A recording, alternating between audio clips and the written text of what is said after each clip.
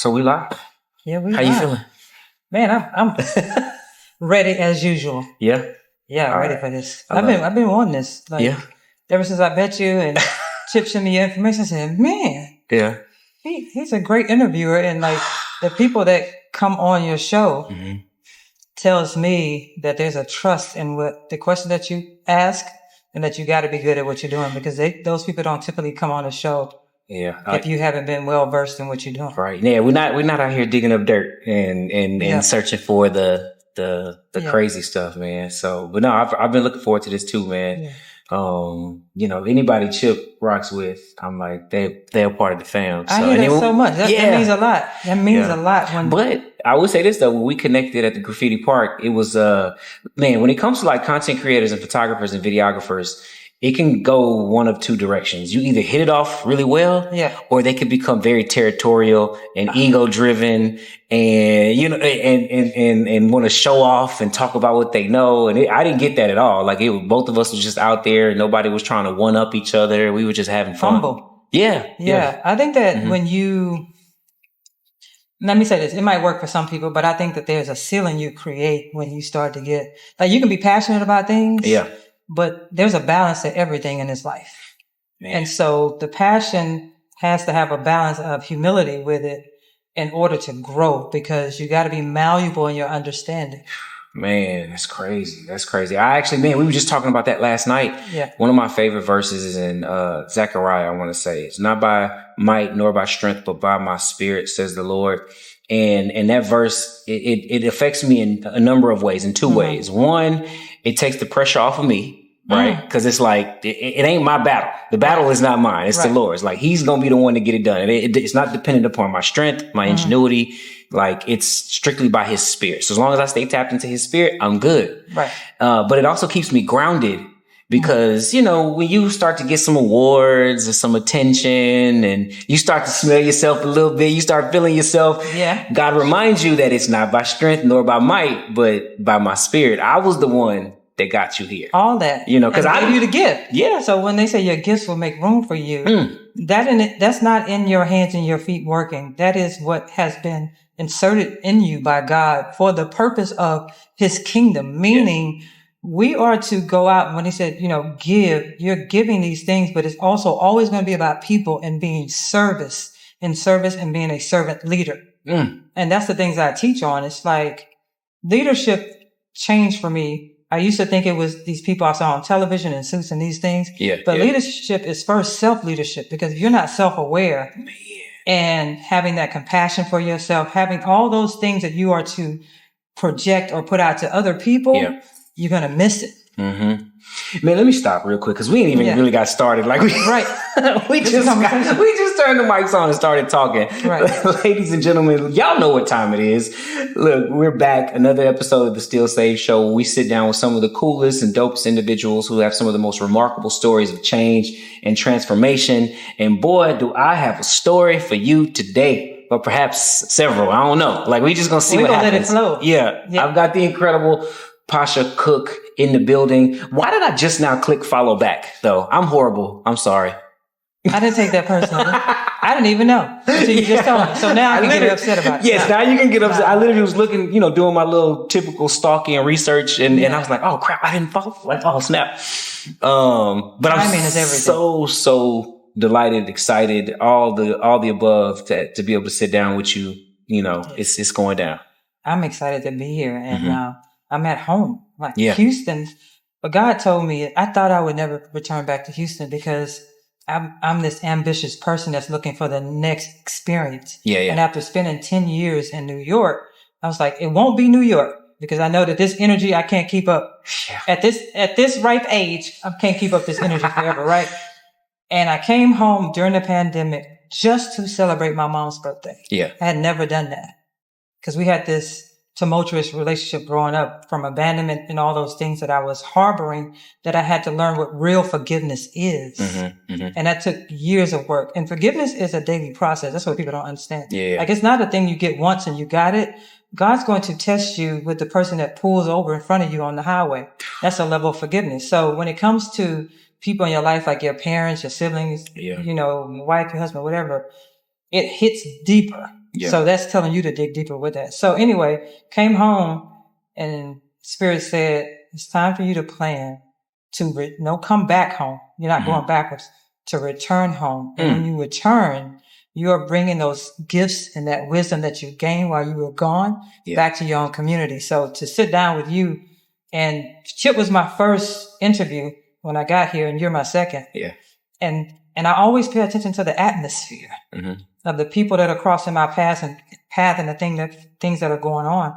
So I'm really humble and have a lot of gratitude to be sitting in this chair. Yeah. Well, I'm excited. We got a lot to unpack in a very short amount of time. All right. Talk to me about New York. What led you to New York? What was you doing in New York, man? God, and I know that's like a real blanket Sunday school answer. Like I'm telling you, nobody, because this is how you know it's God. Nobody around me understood. Yeah. It was the voice that spoke to me. I had my convertible BMW, my condo, had my dog, was doing well. And it was like uproot everything. And I need you to go here. And so I was studying fashion I can't even tell you why I came across it. And I was looking at LeBron, and I went deeper to find out who was styling him, because I was interested in that work. I think I was working at Nordstrom at the time and in the men's department. So I found out, and I started putting a portfolio together, believe it or not, in Nordstrom. So I was pulling people, my co-workers and everything, pulling clothes. They let me. We were going across the street taking photos. I was funding some other photo shoots for people, and I sent my portfolio, and they told me no 4 times. Who's they? The person that I was trying to get in. So this was Rachel Johnson, who owned Thomas Faison, which was a style house that was doing like a lot of celebrity athletes. And still today, I believe she does, right? The same person kept answering the phone, rejecting me. And one of my friends said, are you going to just sit back and take the rejection? So I called one more time, and somebody different answered the phone. That person was on vacation. And they told me sending that stuff. Long story short, I was supposed to be moving into another apartment complex, signed the lease and everything, and Spirit said, don't go. So I lost my deposit, went to go stay with my godparents, and within a few months, I was living in New York. Yeah, yeah. And what were you doing when you was living in New York? I was an intern in my 30s, so I gave up everything to work for free, to fund the bills I still had here, the bills I would have there. And we all know the bills there are way more than the bills here. I started off with roommates and a bunch of them, and I wasn't used to that. But it's like when something's in you, and when God is moving you, you do things that aren't common or that don't make sense to other people. They don't even make sense to you. Yeah. Not my understanding.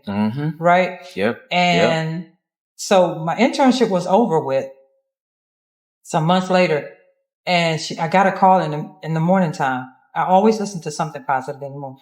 Got a call. She's like, I don't know why I didn't think of you. Same person was on vacation again, and she needed somebody to fill in, and she gave me the opportunity to be a presenter to help in that career transition with the WNBA. Okay. Little did she know that the only reason I went to college after dropping out as a junior was because the WNBA was born and I wanted to play. So there were semi-pro teams here in Houston. They started, and I was supposed to be playing. But a friend of mine, he's still my friend today, he was the coach, would not let me play. He said I would lose my eligibility to college. And I'm like, I'm 23.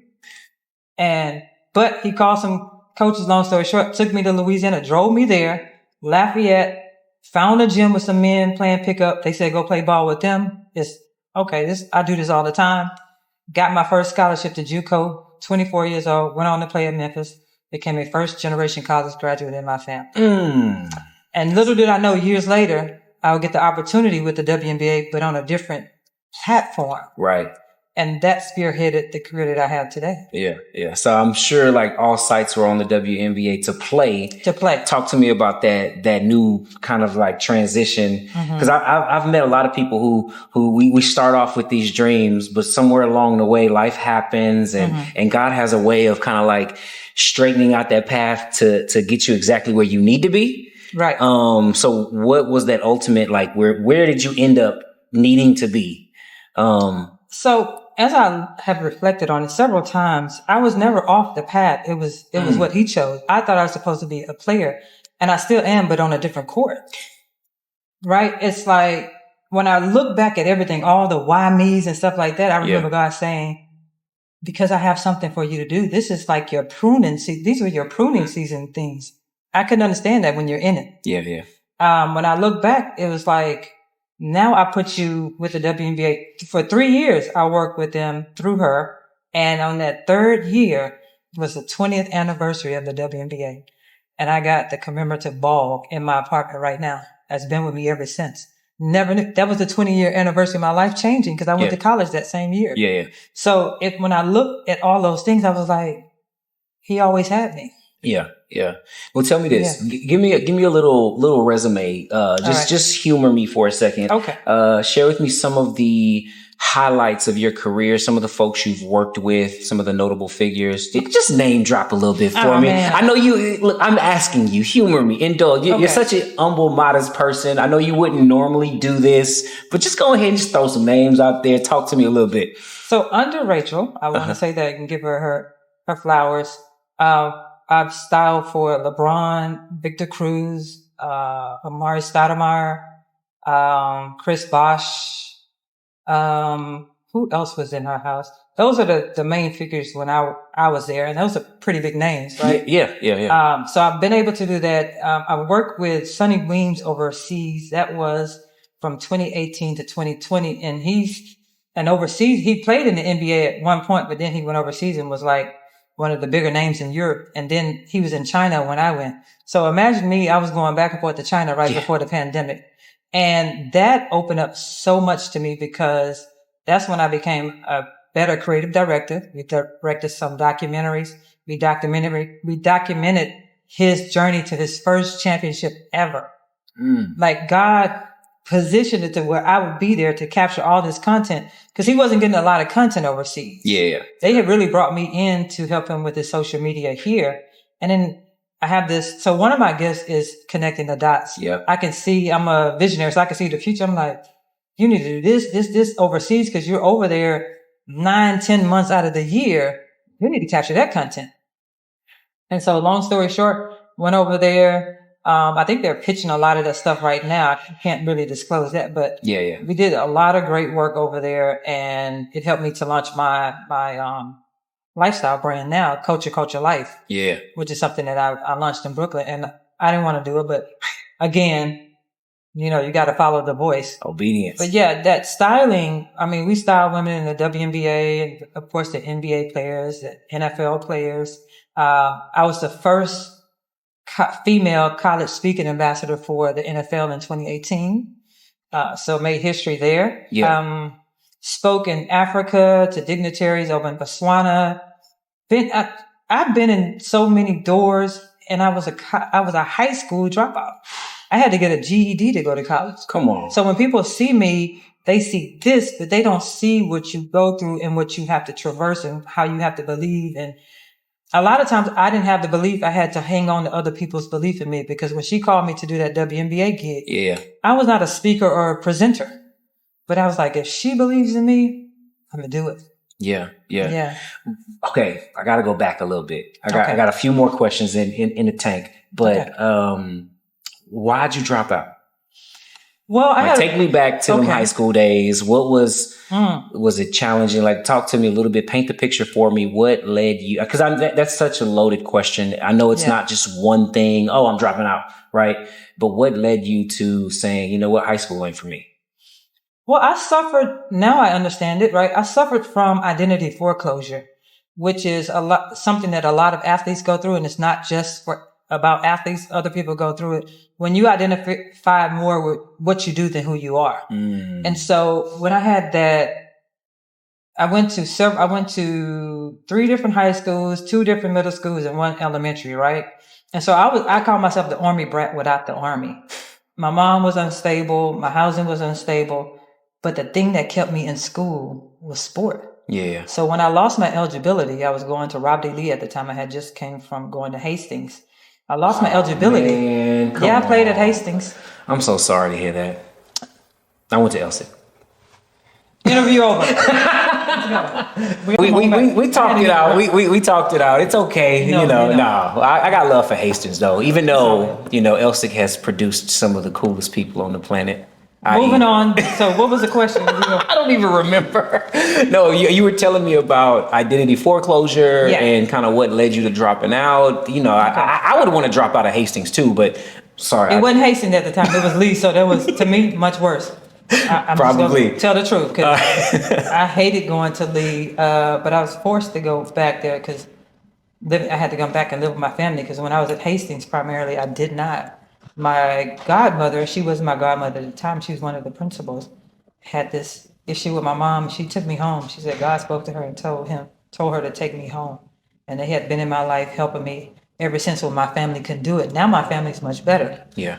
And that's that whole forgiveness and things of that nature. But yeah, I was slated to be an All-American. And when that was over, I didn't have basketball. I didn't want to be at the school. I'm young, you think you know everything when you're young. I didn't think about the education. All I saw myself as was a basketball player who could play. Yeah. That's why when my coach or the coach didn't want to let me on the semi-pro team to go to college, I'm like, but I'm playing with the best right now. Yeah. And he thought about the education. And I'm glad that he did because I didn't know that I would be the first in my immediate family to graduate from college. Right. Yeah, so that's why I dropped out. I didn't have basketball. I hear that a lot from my athletes, like the PTSD kind of post sports traumatic syndrome, and you hear folks who have suffered either career altering injuries or just didn't end up in. For me, it wasn't as dramatic, but I always dreamed of going to the NBA. I was decent. I was good. I was like from Elsit. No. Say, okay, hold on.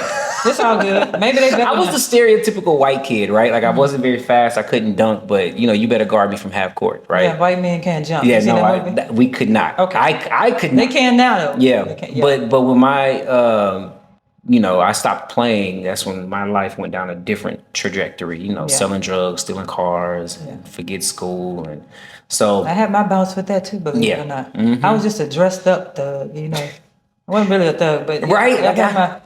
And it was like internally. I don't know if you went through this, but internally it was like, this is not you. Yeah. I was You know what's funny though? People on the outside saw it too, right? Like the homies on the block, like I had to beg them to let me to front me work, right? And it got to the point to where it was like, all right, they were like, hey, you actually can make it out. And so I kept begging, almost like the persistent widow, but for drugs. And finally they were like, all right, bring us your report card. As long as you maintain straight A's, we'll front you. And that's why I tell people, man, people on the block, people in the hood, I don't care if drug dealers, gangsters, thugs, whatever you want to call them, like we all have hearts. Yeah. And they were still concerned about me maintaining my straight A, average. So I had to bring my report card to re-up every month. That reminds me of a story, one of my favorite stories in the Bible about Moses.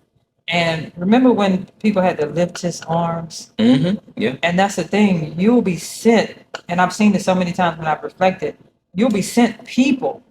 They don't always look like what you think they would look like. Yeah. That are going to support you on that journey of getting to that purpose that you were sent here for. Yeah. Right, even when you don't have your own strength, it's other people. So I believe that there's a part for you to do in your life, there's a part for God to do, and there's a part for other people to do. And that's why relationships are so important. So tell me about that. As we wrap up, that moment, was it a person? Was it an experience, an aha moment? What lifted you up out of that place that you were in, which was, seemingly dark and like, all right, without basketball, like what's the point? What changed? Seeing other people's belief in me. I'm a very ambitious person and very independent. And so a lot of times I felt like I was in the world alone, especially when, my family had their own challenges and things like that. So I was always that person that was independent and had to learn a lot of things on my own. But there would be sprinkles of people coming to help rescue me. I slept on many couches and things like that. And that's why I feel like this is my purpose, to help others to really honor what the truth is in them through my work, through career transition for athletes, through helping entrepreneurs with personal branding. And my definition of personal branding is the person first. Do you know who you are? Yeah. Because this world is so filled with noise of trying to get you to do it somebody else's way, and that might not be your way. Right. And until you know the truth of who you are and the value of who you are, no matter where you started from. I started as a dropout. Yeah. And I had to start to build that confidence. So my aha moment, I had so many of them. Yeah. But the first ones was like really honoring people's belief in me that I can do it. And I wanted out so bad. I wanted out of the life that I was living and the concept and mindset I had taken on for myself, which was a small mindset. It was big on the court, but everywhere else in life, it was kind of like, I don't know. I don't know if I could. So yeah, I suffered with that identity, and now I teach from my experience and my wisdom. Ah, man, I can see it too. It's like that confidence is definitely there. And you know, that comes from experience, right? Like repetition, just like on the court, like you were so confident because of the repetition. You had played so much, probably every day, right? Oh. Like you probably slept with your basketball. So like when you got on the court, the confidence was there. But in those other areas, you know, we hadn't exercised those gifts yet, those muscles. And so, you know, we tend to approach them a little less, you know, confidently. But talk to me about fashion real quick, because what you do is more than fashion, right? I see the swag. I definitely came way underdressed, but everybody know this is how I rock anyway. Like I have a spare white t-shirt. That's your style. And yes, very much so. Like that's all that matters. I literally stopped by the gas station this morning and bought a gas station white t-shirt like that. As long as it's fresh and clean. This boy is from the South. Dude, we're talking about the South. We're talking about those white tee. Because the thing is, a white tee can go with everything. Everything. So right? Easy, yeah. So, but yeah, talk to me about. But despite it's a choice for me. Like it's a choice to be comfortable, casual, yet clean. And like you said, that's kind of my brand. Right. I throw on a suit every now and then, right? Yeah. But talk to me about fashion and how important it is, and how it's more than just clothes on the body, but how it makes you feel and how you're pouring life into people through style. Yeah. And that's the key word I was about to say. I'm not a big fashion buff. I'm into style, but fashion begets trends. Style grows and matures with you for your life. Yeah. Right. And I learned style from my mother, my great aunt. Great style. I didn't understand it back then, so I inherited that part. And then as I lived in New York, I started to come into my own style and what that looked like. Right, because it's what they call it unisex. They call it all kind of things. So this is one of the pants that I made for myself. Just learning what fit me and what made me feel good. And so it's a uniform that you put on every day. Yeah. And that's like being in sport, right? When you put on that uniform to get on the court, it's like the swag is different. You ready. And when I used to play ball, I needed to match. I needed to be clean, like even on the court. So it just transitioned from the court to like the court of life for me. And style is internal, showing up externally. That's what it should be. But a lot of people put on masks, or they're going with the trend, or these brands because other people are wearing them. And that's what I say. You got to know who you are, and that work is life work. Yeah. Oh man, I'm telling you, because this white t-shirt is a uniform, right? Okay. And I'm telling you, there's no better. It's an S on his chest. There's no better feeling, and I'm telling you, man, there's no better feeling than putting on a fresh white t-shirt. It's like it's just like you feel like you can conquer the world, right? Well, wait a minute. So you put on a fresh white t-shirt, right? But you got to put on some dope kicks with it. Of course, and that's the cool part, right? The shoes. Like I want the shoes to be the star of the show, so just throw on a fresh white t-shirt. That way, it's not distracting from the shoes, right? Yeah, and then you got to put on a hat. And then, I'm a hat person too, believe it or not. See, I started becoming a hat person when I stopped getting my hair cut every week, and then it just he telling y'all all his business. And then it just stood. But see, I know myself. I love it. And here's the thing: I've been in positions where I've put on clothes and I didn't feel comfortable, but they were expensive, they were fly, they were the name brands, and I still didn't feel they weren't you. The type of feeling that I got from a fresh white t-shirt. But then I've also learned how to style myself in suits and things like that, for the occasion, right? I love it. It's the real deal. Nice. We can pause that. Yeah, of course. But but learning doing the inner work, and then learning what type of message I want to project, right? Where, and to matching the occasion, but also staying true to myself. So that style piece is important, man. Very much so. And I think like people need to understand that because you're gonna spend all this money, and we only wear about 20-30% of the things in our closet. Yep. Right.